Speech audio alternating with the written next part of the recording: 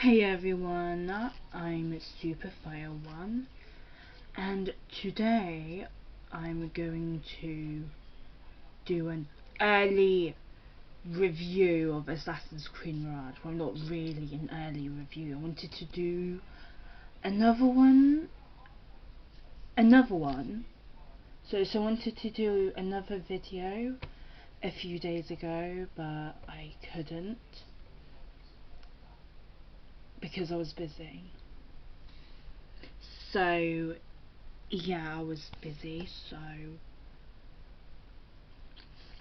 yeah, I'm just going to be doing another one of these early reviews because they're fun.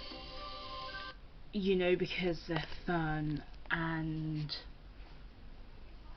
even though the game was out yesterday, it's fun seeing what people like about the game.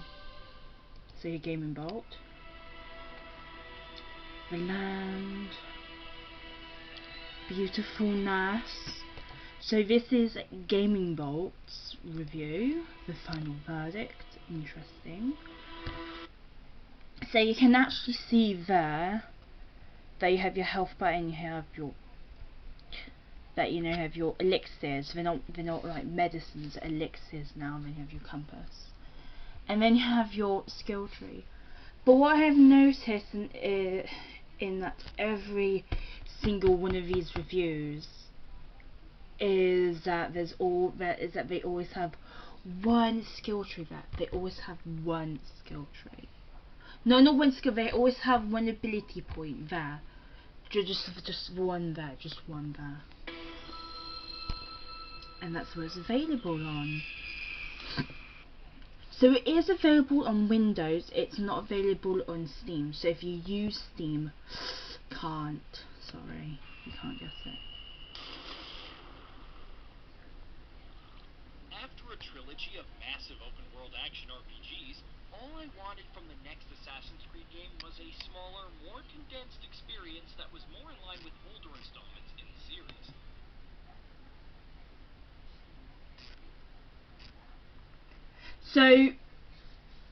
So what he just said there is what everybody wanted, you know, smaller, compact, linear story, which is what it is. But I did watch a video about it and the person just says it's not good. But I haven't played it yet, so I don't know.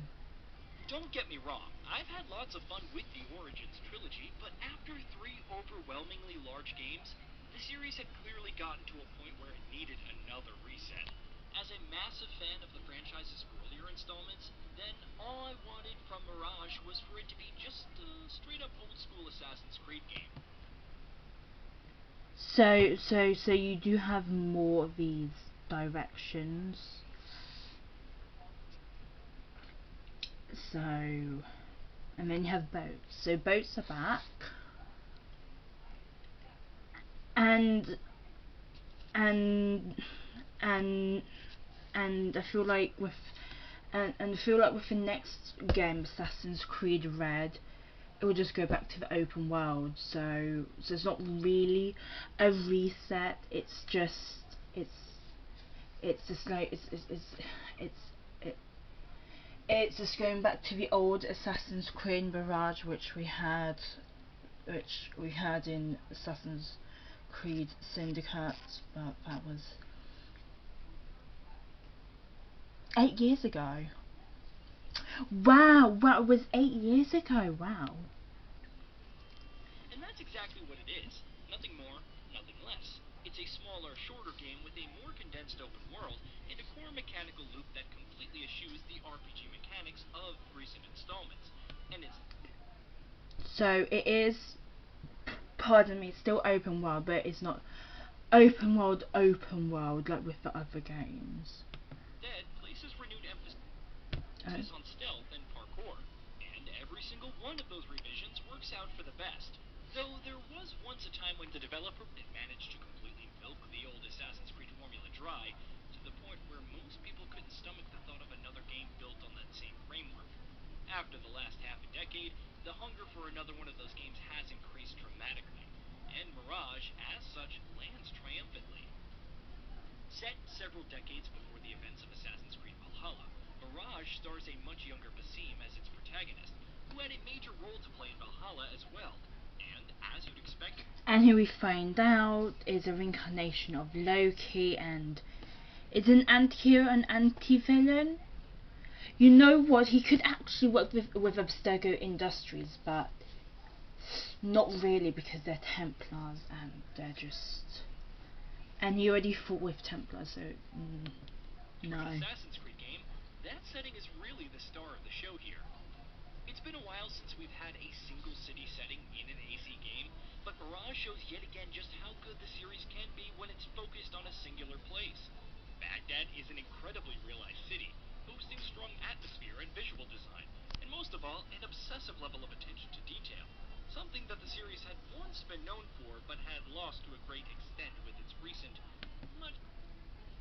Oh yes, so now you don't have this pastime where you can just like sit anywhere and just pass time. You have to actually sit on a bench to do it. Interesting. Much more expansive offerings. Intricate and varied architecture, gorgeous natural landscapes, and authentic audio design combine to make Baghdad feel alive and immersive in a way that the series veterans will find quite familiar. Like many of its predecessors, Mirage excels at transporting you to its location in the most thorough and immersive way possible.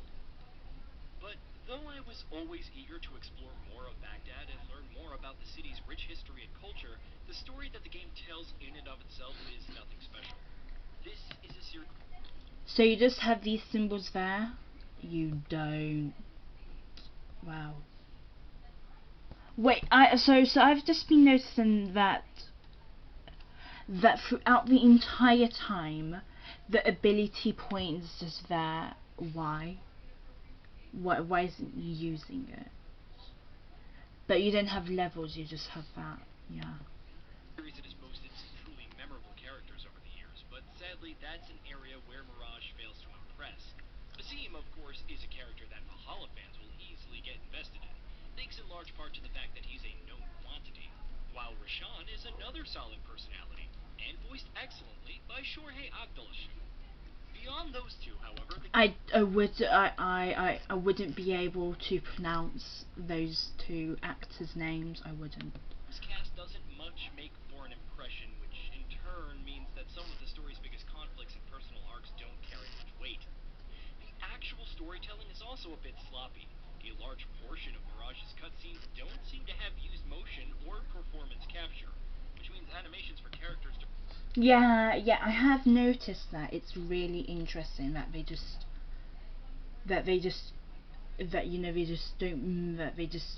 don't move at all. It's from Assassin's Creed Valhalla, that's why. During key moments often feel stilted, while things like clumsy dialogue, a few rushed developments, and poor voice acting for the vast majority of the cast doesn't help either. Given Mirage's more grounded setting and premise, I was hoping for another classic tale that would keep me hooked until the end, and I was disappointed not to find that here. Oh! It is... I thought the story would be good. Did you not like the story? Was the story not interesting? Interesting. The good thing then, that Mirage's Baghdad is more than good enough to bear the weight of that disappointment without buckling. Even on the actual gameplay side of things, in terms of design, the city is helped massively by its more condensed size. So you can see that the assassinate button is different, and so is the pickpocketing, because you have that and different Every buttons. location feels like it was painstakingly handcrafted, and there's an impressive amount of variety in the things that you'll see and the places that you'll visit in and around Baghdad. Thanks to its smaller size, meanwhile, the map also lacks the trademark bloat that has plagued the franchise for some time now. Yeah, there are plenty of side activities to hunt down from... Wait, so between Assassin's Creed Origins and Valhalla, it's only been 3 years. 3 years between those two games. Yeah. Side quests to collectibles and more, but it never feels like the game is going overboard with how much content it throws in your direction. Exploring that open world also always carries a certain level of threat that's been missing in Assassin's Creed for too long, thanks to the returning notoriety system. Having to ensure that you don't attract too much attention to yourself while moving through the open world lends a different flavor to Mirage, one that we haven't seen in the series for a while. I wonder if they're going to keep this notoriety in Assassin's Creed Red. I wonder. Yeah, better position. The game adopts a similarly focused approach with its mechanisms as well, and once again, in this area, it borrows liberally from its predecessors. Assassin's Creed was once a franchise that was focused, above all else, on parkour and traversal. And that's very much the case once again in Mirage, where the Origins trilogy turned into a combat-driven action RPG experience. Mirage de-emphasizes and discourages. You have to make sure that it's action and adventure, not stealth, like Splinter Cell or Hitman. Combat constantly, and instead pivots to a much more stealth-driven gameplay style. Enemies hit much harder, and Basim just isn't nearly as deadly in and out of fights as the likes of, say, Cassandra or Ivor. A lot of that is also down to the fact that combat in Mirage feels decidedly clunky and sluggish. And yeah, that is very much by design, but it's still one of the game's most frustrating elements. In the absence of superhero-like combat abilities, however, Basim is instead forced to rely on his Assassin's toolset, and the toolset is a fairly simple. But isn't he reincarnation of Loki? I guess we'll get that later.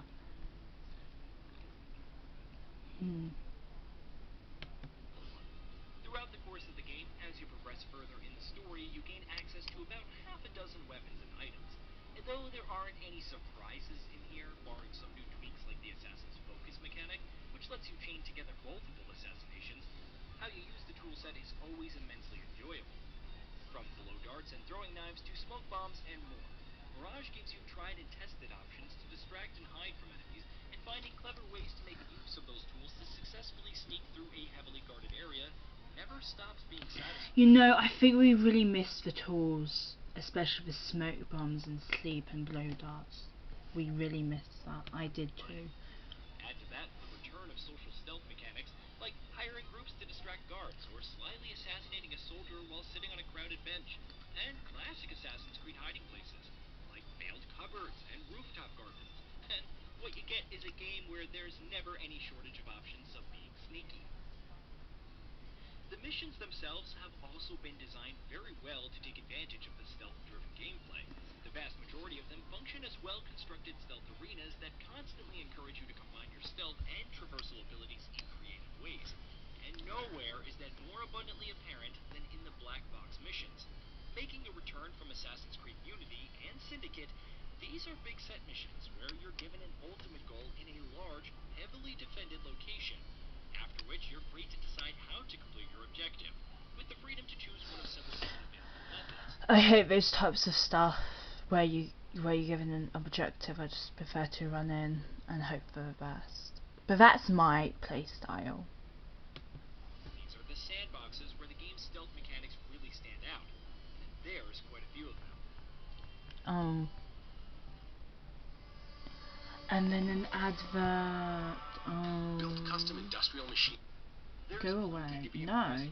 Where the game's traversal mechanics are concerned as well. As I've alluded to earlier, ditching the climb anywhere philosophy of the Origins trilogy, Mirage instead goes back to the more precision-focused approach of earlier Assassin's Creed games, which means you have to actually study your environments, which have been specifically designed around parkour. You'll be looking for handholds, clambering over rooftops, walking across ropes, pole vaulting over gaps, swinging around corners, leaping across stilts, and running through open windows. Of course, as was the case with even the older Assassin's Creed games, it's still a pretty automated process, but it does demand at least some level of engagement, and thanks to the silky smooth movement and excellent animation, many of which return from older installments, parkouring through the city always remains fun.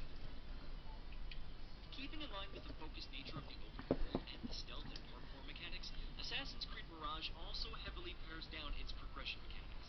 Gone are the massive, intricate skill trees and loot and gear optimization. So you're not going to talk about other stuff like skill trees or ability points or maps or other stuff? No, okay. Of recent installments.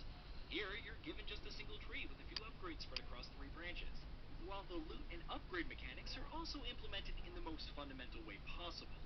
I hesitate to call it a good progression system, largely thanks to how basic and limited it is, but that also kind of works out in the game's favor, allowing it to remain focused on the things it wants to remain focused on, rather than being bogged down by unnecessary RPG systems. From a technical perspective, Mirage is a solid game, and is once again helped by its smaller scope. With a more condensed world and a less complex gameplay experience, this is a much less buggy experience than the series' recent installments. While visually, it's absolutely gorgeous. Yes, characters and their faces lack the level of detail that would make them believable as humans, which isn't light criticism by any means, but the city, its architecture, and the natural landscape surrounding it are consistently a sight to behold. What are you doing? What are you doing there? In almost no department, Assassin's Creed Mirage is anywhere close to being Oh, refreshing, pardon me. or even too complex. It's a game I swear we saw that pretty much before. exactly like the Assassin's Creed games of old, and it takes that edict on heart. On some rare occasions, however, a lack of originality and a slavish devotion to recapturing past glories can be a good thing, and this is one of those rare cases. With Assassin's Creed Mirage, you're going to know exactly what you're in for. An old Assassin's Creed game made in 2023, and that is by far its biggest strength. Ha! Hey, 8. It got an 8. So it is great, but it's not 10 out of 10. It's superbly great.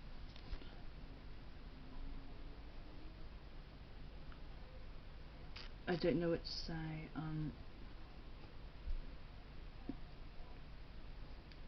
I guess thank you for watching, and I'll see you in the next video, and subscribe, like and comment, and bye.